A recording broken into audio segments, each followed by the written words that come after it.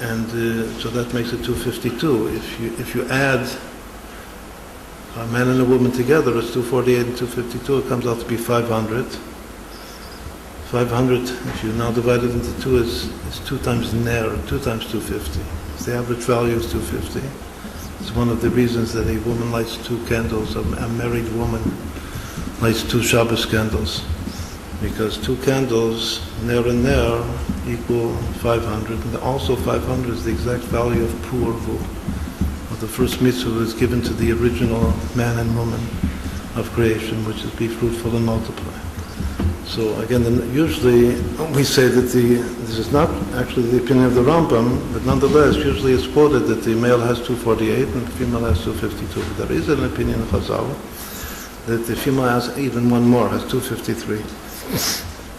That's going to be very significant to understand this ta'ana of this claim of Korach and his congregation, that for us, just like out of the blue, Chazal say that they accused Moshe Rabbeinu of adultery with all of their wives. Just as there's a parasha of the Sotah, that if a husband is jealous of his wife and he thinks that his wife is having relations with another man, that's called the Isha Sotah. He's mekaneh, he expressed himself in this whole parasha in the Torah, what happens. It says that each of those people accused Moshe Rabbeinu of adultery with their own wife. It's a totally amazing statement, accusation. So it says, so Chazal say that when Moshe Rabbeinu heard that, that's what made him fall on his face. How could they possibly accuse him of such an absurd, ridiculous accusation altogether?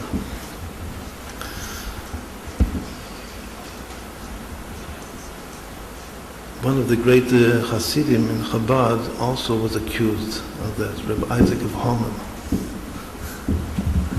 He had Misnagdim in Hamel, and the Misnagdim in Hamel were Meranim. We see that this now a common denominator between Rabbi Isaac and Moshe Rabbeinu. The Misnagdim in Hamel were Meranen, when you like say accuse somebody, especially about some adulterous accusation, that's called the Ranen. That's an important word we'll maybe talk about. So the people in Homer were Meranen against Rabbi Isaac, that he's that he's playing with the women of the town, which was totally absurd. So he came to his own Rebbe. He wasn't the Rebbe himself. He was Chassid of the Tzemach Tzedek at that time. And he said, what did I do? He also fell on his face in front of Yechidus with the Rebbe. And the Rebbe said, it's because you don't daven mincha b'tzibur. So from now on, go to shul and daven mincha ma'ariv at the tzibur. Probably at that time the Rebbe is in shul and you're not in shul. So that's maybe the reason that they're accusing you of what they're accusing you. So make sure to go to shul for mincha ma'ariv, then it'll stop. That's a related story about a great person that's totally ridiculous claim that has no foundation whatsoever. But the people are accusing someone of adultery, of sotah. So it begins from the greatest of the great. The very greatest neshama in the world is Moshe Rabbeinu. And here in Parshat Korach, he's being accused of committing adultery with all of the women of Korach v'Adato. So again, the question is how.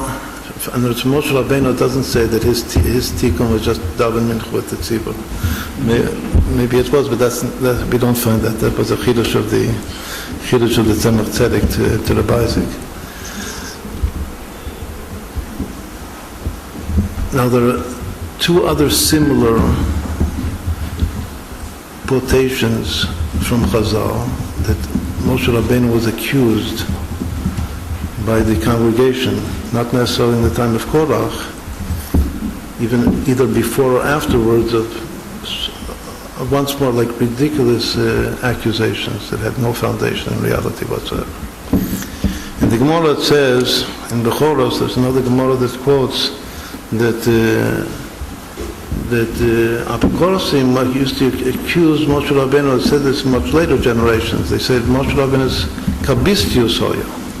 He was a kidnapper. He was accused of being a kidnapper.